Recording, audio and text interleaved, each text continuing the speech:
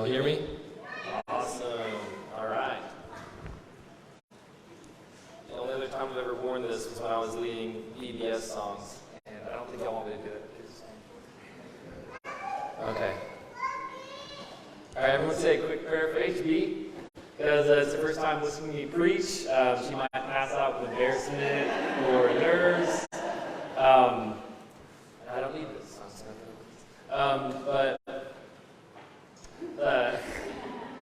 As most of you, but maybe not all know, HB and I just got married. It's been 3 weeks from yesterday. She hasn't killed me yet, which is good. There's some pictures of me definitely not crying at all. But 3 weeks is a long time, and to be alone with just me. So it only took about a week for us to get a cat. Y'all can go to the next slide there. And so there's Reggie the cat, being a bit dramatic. I'm sure it was something I did. Originally Brian Ray had asked me to preach the Sunday after we got back from our honeymoon. And I had so many jokes lined up. He would never have asked me to preach again.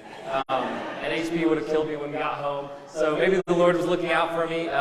He works in mysterious ways, didn't want me to get fired or for HB to hurt me. So here I am now after church camp instead. So I'll get a little bit of froggy Avery from yelling and playing a lot of sports, having some fun.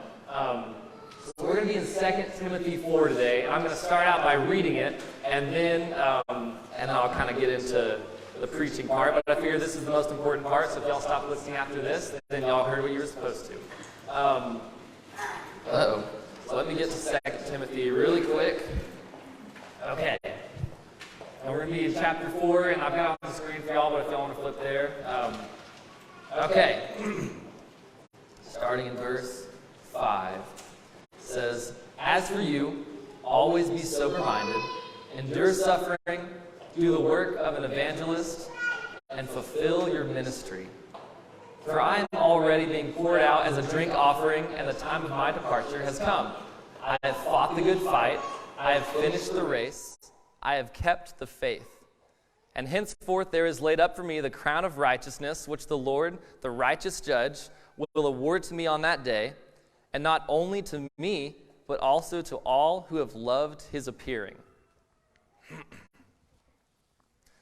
Now, while we were in Colorado on our honeymoon, because this was originally a honeymoon sermon, this is what we're going to be talking about today. We were in Colorado, we did some hiking, and I got the privilege, and HB got the privilege to hike up Mount Yale. Mount Yale, there's a number of 14ers in Colorado. It's all the mountains in Colorado. They're at least 14,000 feet above sea level. And we've done some other summits in the past, but this one in particular was a beast. So that's us on top of it, smiling. And then 2 seconds later, we realized we had to make it all the way back down. So that was when the smiles went away. But how many of y'all have ever hiked a mountain like that before, or something similar? Okay, a few of you. So for those of you who have, you'll know that there's something called a false summit. And a false summit, as you're walking, and yeah, we can hang out here for a little while, but on this slide, but as you're walking, you're looking up, and a mountain is not as you would draw a mountain where it's just one peak, right? It's more like this. And so when you're at the bottom, you see the first little hump of the mountain, right? And that's called a false summit. So when you're on it, you're hiking, and you see that, and you think, that's got to be the top. That is so far away. This is ridiculous. And then you get there, and it's not the top. It was a false summit, and then you find the next one, and your eyes fix on that. And when you fix on that summit, you start not paying attention to the hike itself, right? You have that goal, you have that false summit, and then you get there, and you've missed out on the hike, but you're already looking for the next false summit. You've already got your eyes trained on that next thing that you're trying to get to. And you think, when I get to that spot, that's the top, right? That's when I will have accomplished my goal. That's when I'll be happy. And even if y'all haven't ever hiked a mountain, you know what I'm talking about, right? There are lots of false summits in life, and I'm guilty of doing this all the time. As a kid growing up, all I wanted to do was get to high school because then I would be tall, I'd be muscular. I got tall. And then I got to high school, and all I wanted to do was graduate high school because then I was going to go to college, and I was going to be a doctor. I went to college. There is always going to be another summit, right? Another goal that we can strive for. And we're going to miss out on what we're called to do along the way if we are fixed on the wrong summit. So what are we supposed to be doing on this hike if we're not just walking towards every goal that we have, right? Well, Paul tells us, so we're in luck. And he tells us in verse 5, he says, keep your head in all situations. Eyes on the true prize, right? Even when you are tempted for something worldly. He says to endure hardships, to remember that what you're striving for makes those hardships so much more endurable. He says to evangelize, to spread the good news, right? To show other people the prize that we have and the reason that we have confidence that we're going to attain it. And then the last thing is to fulfill our ministry. We're supposed to love the people around us with the love of Jesus, right?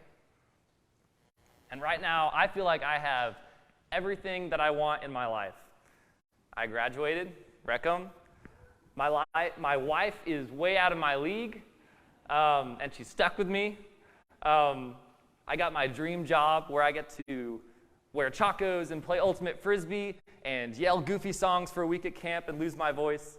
And I'm in an amazing new town with an amazing church family. And I feel like I've reached the summit, but it's a false summit again. And as a church, it has to feel like we're approaching a summit as well, right? And I'm so happy that I get to say we as a church because I'm a part of it now. But we feel like we are approaching a summit, right?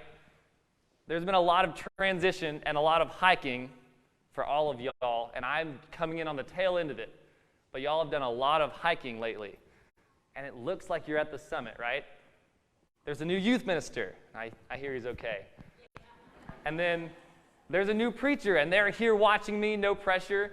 So there's that too. And we're back in person, and we get to worship with each other. But even still, it's a false summit. But Paul tells us what the real summit is in those other verses that I just read earlier. And I'm going to read them now again. It's 2 Timothy chapter 4. It's verses 6 through 8. He says, "For I am already being poured out as a drink offering, and the time of my departure has come. I have fought the good fight. I have finished the race. I have kept the faith. And henceforth there is laid up for me the crown of righteousness, which the Lord, the righteous judge, will award to me on that day, and not only to me, but also to all who have loved his appearing." We as a church have not yet reached the summit, but we get to keep striving, and we get to fight the good fight and press on towards the goal, and the crown of righteousness is waiting for us, and so we keep pressing on, right? And life is long. So this last verse also speaks of life as a race, and it's not actually on the slide. But for our purposes here, the metaphor could just as easily be a hike, right? And it's going to be in Hebrews chapter 12, for anyone who wants to turn there. Hebrews chapter 12, and I'm going to read verses 1 through 3. This is a very famous section here. It says, "Therefore, since we are surrounded by so great a cloud of witnesses, let us also lay aside every weight and sin which clings and easily entangles, and let us run with endurance the race that was set before us, looking to Jesus, the founder and perfecter of our faith, who for the joy that was set before him endured the cross, despising the shame, and is seated at the right hand of the throne of God." There's one crucial difference between hiking and Christian hiking, and that is what our eyes are fixed on. Unlike regular hiking, where fixating on the goal causes you to miss out on the journey, when we fix our eyes on the ultimate summit, on Jesus, it points right back to what we're supposed to be doing on our way to him, right? We have an ultimate summit, and in life there are a lot of false ones, but we need to keep our eyes fixated on the right summit, right? And then we run the race, and we hike the hike that we've been given.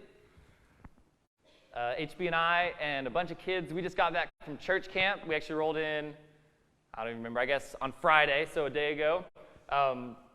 And there's something that we always call, it's called the church camp high. It's that feeling where you come back and you are on fire, right?